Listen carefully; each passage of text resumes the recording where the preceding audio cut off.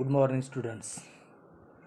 Today we are going to learn about our new topic in your textbook, My English Book 7 1.3 Little Girls Wiser Than Old People. लहान मुली मोठ्या माणसापेक्षा हुशार असतात. The writer of the story is Count Leo Nikolaevich Tolstoy or Leo Tolstoy. He was one of the greatest authors of all the time. एक महान लेखक म्हणून Leo Tolstoy यांची ओळख आहे. He authored many novels, short stories and philosophical works. त्यांनी अनेक कादंबऱ्या लिहिल्या, अनेक शॉर्ट स्टोरीज आणि त्याचबरोबर फिलॉसॉफिकल वर्क्स इट मीन्स तत्त्वज्ञानाविषयीची काही पुस्तकेसुद्धा त्यांनी लिहिली. His ideas on non violence had influenced great main like Mahatma Gandhi and Martin Luther king. त्यांची आयडियाज नॉन व्हायलन्स म्हणजेच अहिंसा ही जी काही संकल्पना आहे तर महात्मा गांधी आणि मार्टिन लुथर किंग यांच्याच विचारातून पुढे आलेली आहे. Tolstoy wrote many stories for children. Tolstoy यांनी लहान मुलांसाठी अनेक कथा लिहिलेल्या आहेत. This is one of them.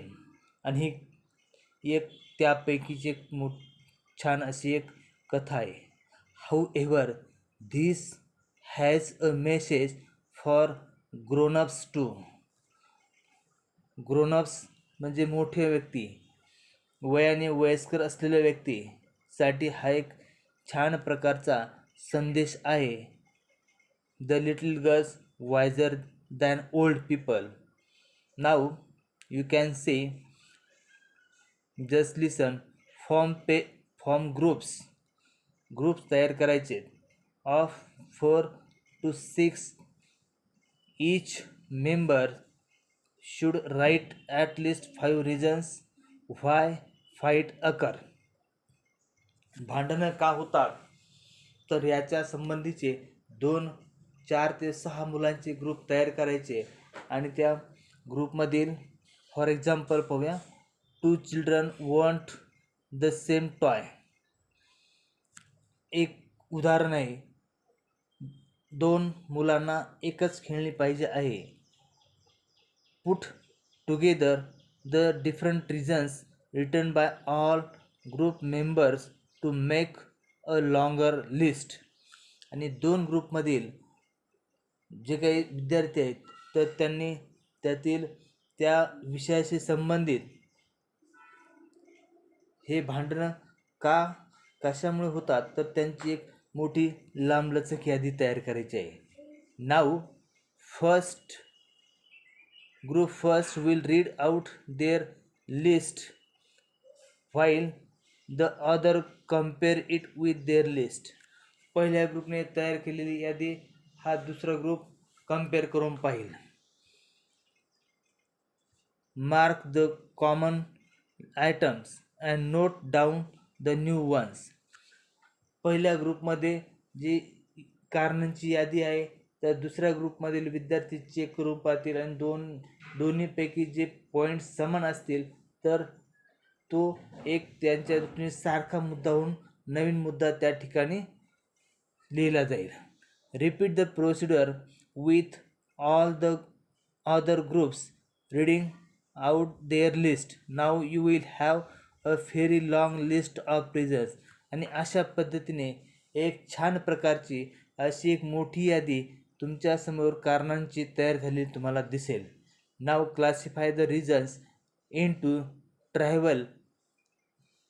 Trivial and serious ones using the table below. Now you can see the table. Reasons, trivial, serious. कारण क्षुल्लक किंवा किरकोळ कारण, सिरियस म्हणजे गंभीर स्वरूपाचं किंवा मोठं कारण. Now you can say here reasons. कारण काय तर या ठिकाणी दिलेलं आहे वरती आपण पाहिलेलं आहे, 2 children want the same toy. मग या ठिकाणी तुम्ही ते मुद्दा लिहू शकता, 2 मुलांना एकच खेळणी हवी आहे. मग त्याचे असणारे क्षुल्लक कारणं किंवा त्याच्यावरून झालेली त्यांची काही भांडणं आहेत, मग क्षुल्लक असेल, सिरियस असेल. Now you can also say under this, Toto forgot my birthday. It's reason, but it's trivial. And next, Bittu's friend tells lies. बिट्टूचा मित्र त्याला खोटं बोलला. It's now in this column, now you can write बिट्टू's friend tells lies, and here will be dash, and here is serious. But is it true? Now you can find out and write in this column. Then we will come to our point, little girls wiser than old people. Now just listen and write the new words into your notebooks. It was an early Easter. नाताळपूर्वीचा एक दिवस होता. In the yards lay snow and rills ran down the village.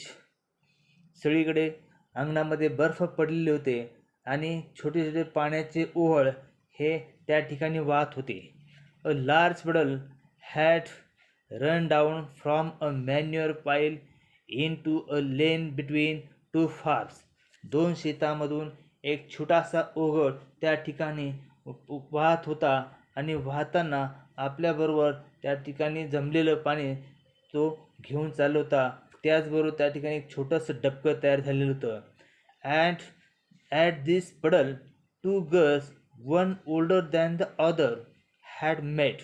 त्या छोट्याशा डबक्या शेजारी 2 मुली एकमेकांना येऊन भेटतात आणि त्या एकमेकांशी काय बोलतात ते पाहूया.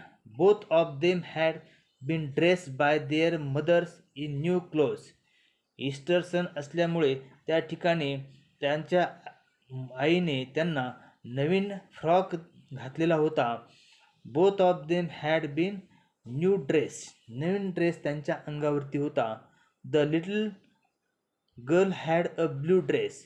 त्या छोट्या मुलीच्या अंगावर निळा ड्रेस होता.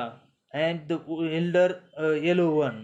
आणि तिच्यापेक्षा मोठ्या असलेल्या मुलीच्या अंगावरती पिवळसर रंगाचा छानपैकी डिझाईन असलेला ड्रेस होता.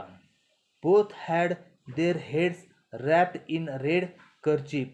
आणि दोघींनी आपले चेहरे किंवा दोघींनी आपल्या चेहऱ्यावरती लाल कलरचा एक रुमाल बांधलेला होता.